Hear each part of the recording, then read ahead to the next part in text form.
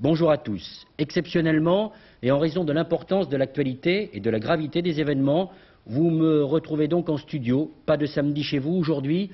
Il devait avoir lieu porte de la Chapelle avec Frédéric Fajardy, auteur de romans policiers. Nous le retrouvons samedi prochain, 13 décembre, mais d'ores et déjà, nous le remercions de sa compréhension. L'actualité prime tout. Donc, un jeune homme de 22 ans, Malek Oussekine, étudiant à Dauphine, est mort cette nuit rue Monsieur-le-Prince à Paris. Le mouvement de protestation des étudiants et des lycéens de France a tourné au drame. 68 et 86, qui pourtant ne se ressemblent pas, ont donc aujourd'hui un point commun, la mort.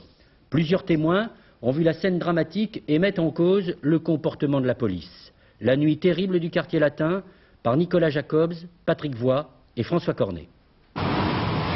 Ce sont ces brigades motorisées de la préfecture de police, le peloton voltigeur motocycliste chargé de nettoyer les rues qui est ce matin mis en cause.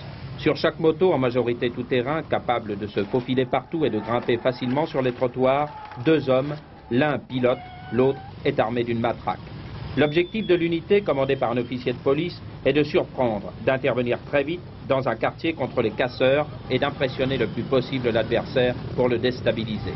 En principe, les petits commandos isolés d'étudiants, ou plus souvent de faux étudiants, ne se frottent pas à ce genre d'unité et évitent l'affrontement direct avec cette brigade très impressionnante et très mobile.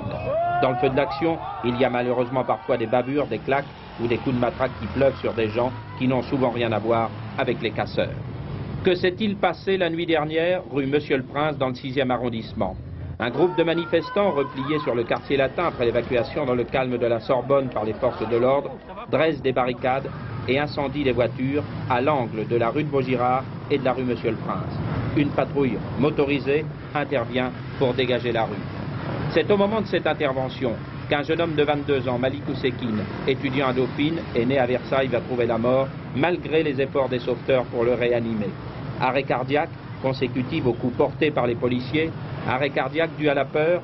Une enquête est ouverte par l'inspection générale des polices, la police des polices, pour déterminer les circonstances exactes du décès de ce jeune étudiant. Mais pour l'instant, les témoignages sont accablants. Ce matin, avec le recul, un témoin raconte. Je me suis foutu au balcon. Puis là, j'ai vu un gros de troupes de CRS qui descendaient la rue sur les manifestants, qui eux se sont tirés dans la rue Racine. Puis les CRS sont restés quelques secondes et puis on continue à les poursuivre. Et à ce moment-là, quelques secondes après encore, j'ai vu 3 CRS sortir de cet immeuble avec un mec qu'ils ont littéralement tabassé de façon extrêmement violente, au milieu, au nez de tout le monde. Puis à ce moment-là, je suis descendu. Et puis quand je suis redescendu, j'ai revu encore les CRS qui le prenaient par le revers du col et qui l'ont balancé sur 3 mètres. Le mec s'est remis de ses émotions. Et le plus triste là-dedans, c'est qu'il s'est redirigé vers l'immeuble d'où il a été sorti et a composé le code, ce qui indiquait que c'était un résident. Et les CRS sont restés 10 minutes, eux, sur place, et tous les étudiants étaient planqués dans les immeubles et à côté, et ils étaient carrément tapis derrière cette grille, et on voyait manifestement qu'ils avaient vraiment la trouille. Et une fois que les CRS sont partis, on pensait qu'à porter secours au mec. Le SAMU est arrivé, on a vu les pompiers qui étaient complètement affolés au regard de ce qui se passait. La victime a été transportée à l'hôpital Cochin. Il ne sera certainement pas compliqué de savoir si oui ou non Malek Oussekine a reçu des coups. Mais pour l'instant, les médecins du SAMU qui sont intervenus sur place se replient derrière le secret professionnel. Bien sûr, les conditions de l'accident, de l'incident ou de la maladie sont à prendre en compte pour savoir l'évolution de la maladie. Mais de toute façon, dans ce cas-là, comme je vous l'ai dit tout à l'heure, il y a information judiciaire, je ne peux répondre à vos questions. Nous avons pris en charge un patient qui avait besoin de nos soins et nous l'avons conduit à l'hôpital Cochin.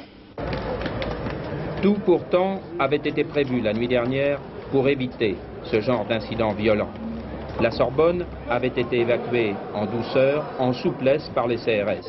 Ses occupants n'avaient pas tous des allures d'étudiants, ni d'ailleurs de casseurs. Tout avait été prévu, sauf ce qui a peut-être été un dérapage. Mais le dérapage est malheureusement souvent imprévisible. Vous sortez rapidement. Malek Oussekine